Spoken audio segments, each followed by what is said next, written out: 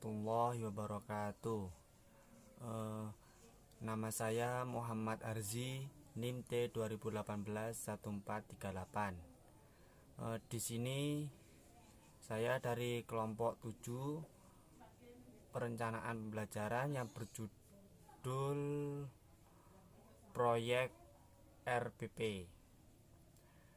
Di sini saya akan menjelaskan tentang definisi rencana pelaksanaan pembelajaran.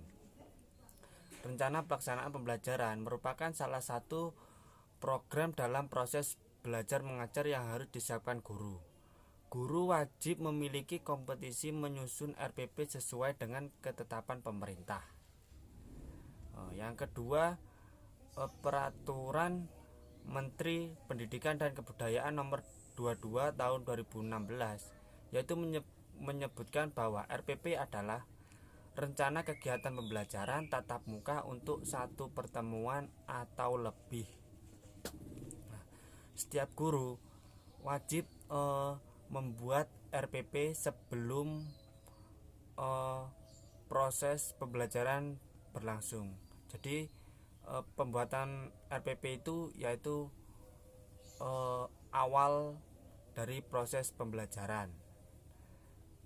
Guru wajib membuat RPP agar dalam pembelajaran dapat berlangsung secara interaktif, inspiratif, menyenangkan, menantang, dan efisien dalam rangka mengembangkan keterampilan tingkat tinggi.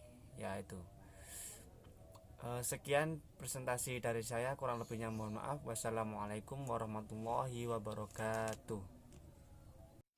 Assalamualaikum warahmatullahi wabarakatuh. Perkenalkan, nama saya Wahyu Haryanto, NIM T 2018-1423. Saya dari kelompok 7. Di sini akan menjelaskan tentang tujuan dan fungsi penyusunan RPP.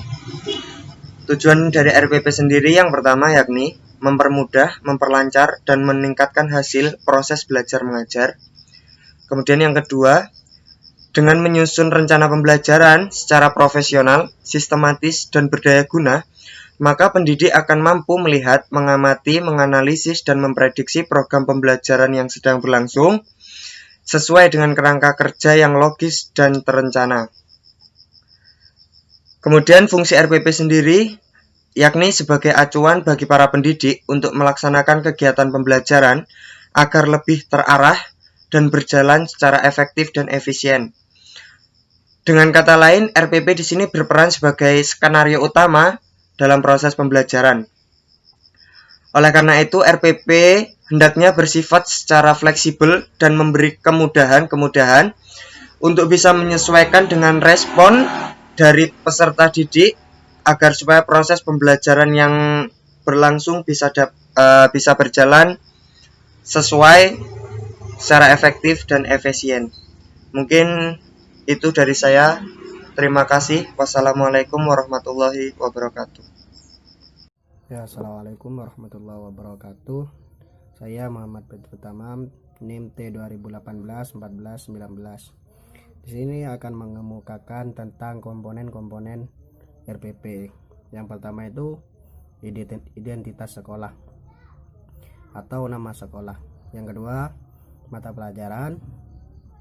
Yang ketiga, kelas atau semester. Yang keempat, materi pokok. Yang kelima itu alokasi waktu. Yang keenam, tujuan pembelajaran. Yang ketujuh, kompetensi dasar. Yang kedelapan ini metode pembelajaran. Misalnya itu metode ceramah atau metode yang lainnya. Yang kesembilan ini materi pembelajaran. Yang ke-10 yaitu media pembelajaran. Contoh papan tulis atau semacamnya. Tentunya hal itu untuk membantu pembelajaran. Yang 11 ini sumber belajar, bisa dari buku atau di era sekarang ini bisa dari internet. Yang ke-12 langkah pembelajaran, dan yang terakhir yang ke-13 penilaian hasil belajar. Sekian, terima kasih. Assalamualaikum warahmatullahi wabarakatuh. Nama saya Siti Rodotul Jannah, NIM T 2018-14-14. Di sini saya akan menjelaskan tentang prinsip-prinsip penyusunan RPP. Di sini ada beberapa prinsip penyusunan RPP. Yang pertama yaitu memperhatikan perbedaan individu peserta didik. Yang kedua yaitu mendorong partisipasi aktif peserta didik. Yang ketiga yaitu mengembangkan budaya membaca dan menulis. Yang keempat yaitu memberikan umpan balik dan tindak lanjut. Yang kelima yaitu keterkaitan dan keterpaduan. Yang terakhir yaitu menerapkan teknologi informasi dan komunikasi RPP. Mungkin cukup sekian. Wassalamualaikum warahmatullahi wabarakatuh. Assalamualaikum warahmatullahi wabarakatuh. Nama saya Anggina Masa Putri, NIM T 2018-14-03. Di sini saya akan menjelaskan mengenai langkah-langkah dalam penyusunan RPP. Yang pertama, identitas mata pelajaran.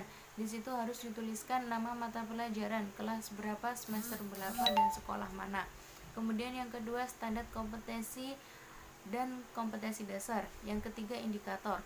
Pengembangan indikator dilakukan dengan beberapa pertimbangan, yaitu yang pertama, setiap KD dikembangkan menjadi beberapa indikator, harus lebih dari 2. Kemudian yang kedua, menggunakan kata kerja operasional yang dapat diukur dan diobservasi. Yang ketiga, tingkat kata kerja dalam indikator lebih rendah atau setara dengan kata kerja dalam KD maupun SK. Yang keempat, prinsip pengembangan indikator adalah urgensi, kontinuitas, relevansi, dan kontekstual. Yang kelima yaitu keseluruhan indikator dalam suatu KD merupakan kemampuan bersikap, berpikir, dan bertindak secara konsisten. Kemudian langkah yang keempat yaitu materi pembelajaran.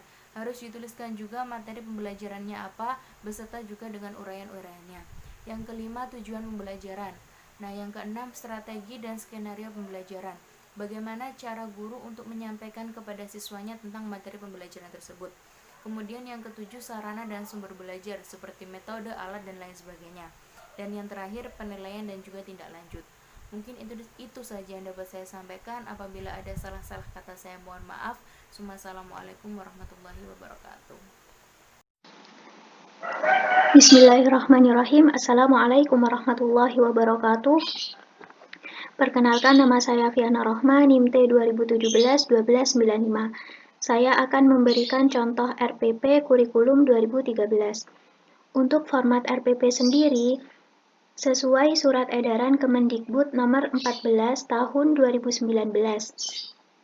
Ini adalah contoh RPP kurikulum 2013, di mana sesuai dengan Permendikbud Nomor 65 Tahun 2013 tentang standar proses, komponen RPP kurikulum 2013 diantaranya terdapat identitas sekolah, identitas mata pelajaran, kelas dan semester, materi pokok, alokasi waktu,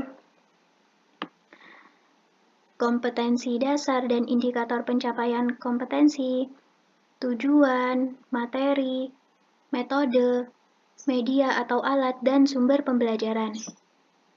Komponen selanjutnya yaitu ada pula kegiatan pembelajaran atau langkah-langkah pembelajaran, di mana di kegiatan pembelajaran ini terbagi menjadi 3, mulai dari kegiatan pendahuluan, kegiatan inti, sampai ke kegiatan penutup. Yang di setiap kegiatan tersebut sudah terdapat alokasi waktu. Selanjutnya yaitu komponen yang terakhir adalah penilaian hasil pembelajaran. Di kurikulum 2013 ini, penilaian hasil pembelajaran meliputi 3 aspek, diantaranya aspek sikap, pengetahuan, dan keterampilan. Jadi sejauh kita melihat contoh RPP ini, sudah kita ketahui bahwa rencana pelaksanaan pembelajaran merupakan persiapan yang harus dilakukan guru sebelum mengajar, dengan tujuan untuk mempermudah, melancarkan, dan meningkatkan hasil proses belajar mengajar. Jadi RPP ini berperan sebagai skenario proses pembelajaran.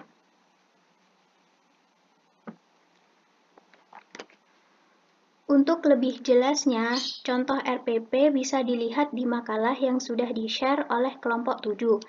Sekian dari saya, kurang lebihnya mohon maaf. Wassalamualaikum warahmatullahi wabarakatuh.